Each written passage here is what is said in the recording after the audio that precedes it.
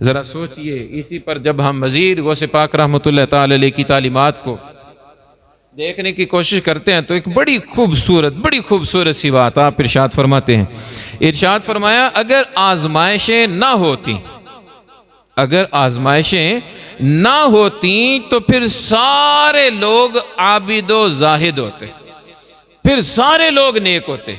अगर आजमाइशें ना होती तो फिर सारे लोग नेक होते। मतलब इसका यह है कि हम जनाब सुबह सोए हुए हैं, दिल तो करता है कि ना जब मेरी नींद सही पूरी हो जाए ना, जब मेरी आंख खुले तब मैं उठूं। दिल करता है मैं 8 बजे उठूं, 9 बजे उठूं, 10 बजे उठूं। लेकिन आजमाइश ये है कि अल्लाह फरमाते हैं अपनी नींद को कुर्बान करके सुबह 5 बजे उठ के फजर पढ़ने आ जा।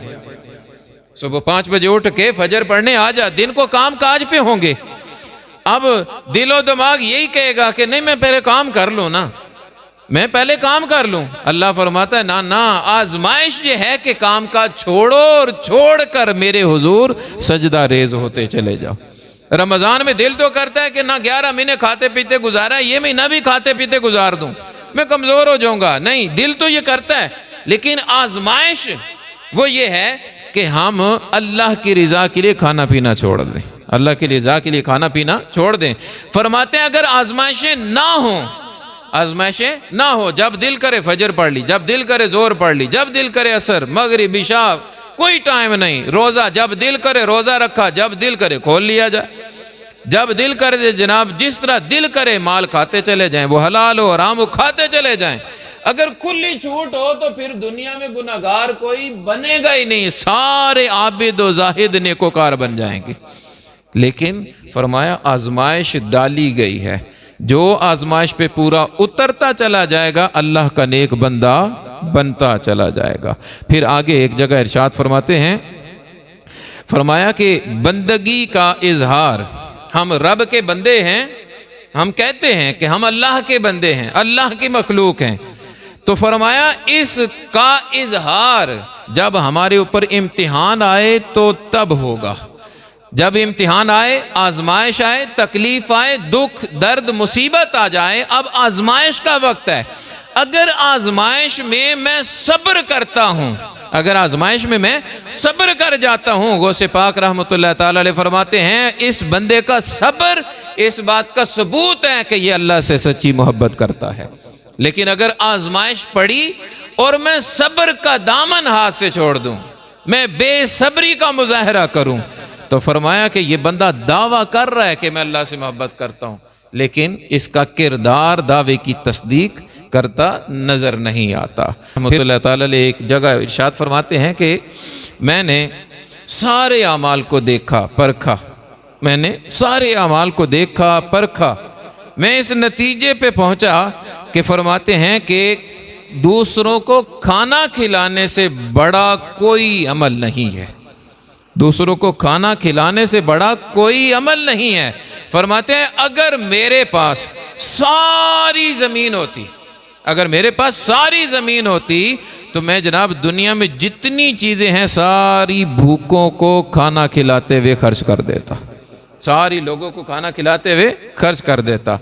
फिर आगे एक आज का जो एक फितना है उसके हवाले से आप गुफ्तगू फरमाते हैं। फितना क्या है?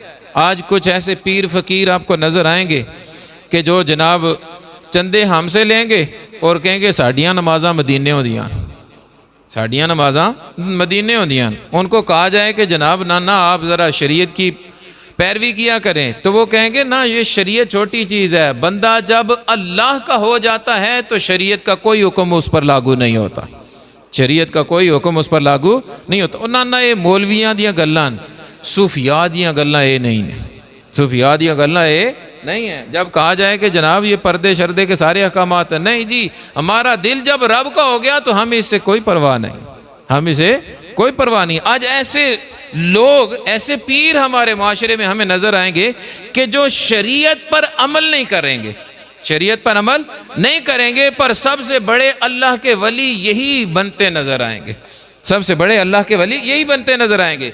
हुजूर गौसे पाक से पूछा गया तो आप फरमाते हैं याद रखो हर वो हकीकत, हर वो बात कि जिसकी शरीयत गवाही न दे वो ला दीनियत है, वो ला दीनियत है। इसको मैं एक मिसाल से समझाता हूँ।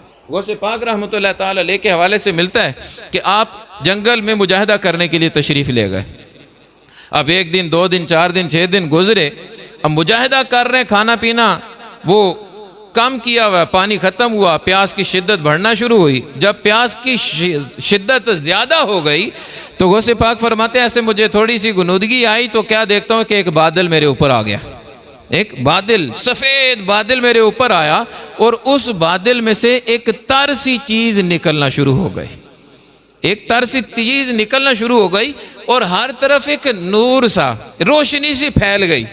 और रोशनी से फैलने के बाद फिर एक आवाज़ मुझे आई कि ए अब्दुल कादिर मैं तेरा खुदा हूँ, ए अब्दुल कादिर मैं तेरा खुदा हूँ।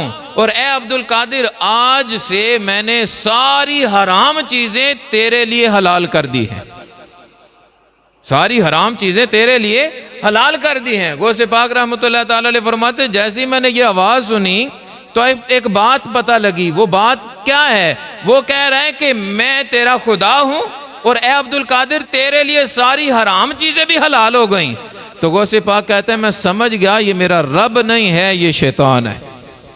ये क्या है? शैतान कहता है मैंने फौरन पढ़ा अऊज़ु बिल्लाहि मिनश शैतानिर रजीम। जैसे ही मैंने ये पढ़ा कि या अल्लाह मैं तेरी पनाह में आता हूँ, अब वो जो शैतान एकदम ज़ाहिर हुआ और वो क्या कहता है? कहता है कि ए अब्दुल कादिर तू अपने तकवे परहेजगारी की वजह से बच गया है।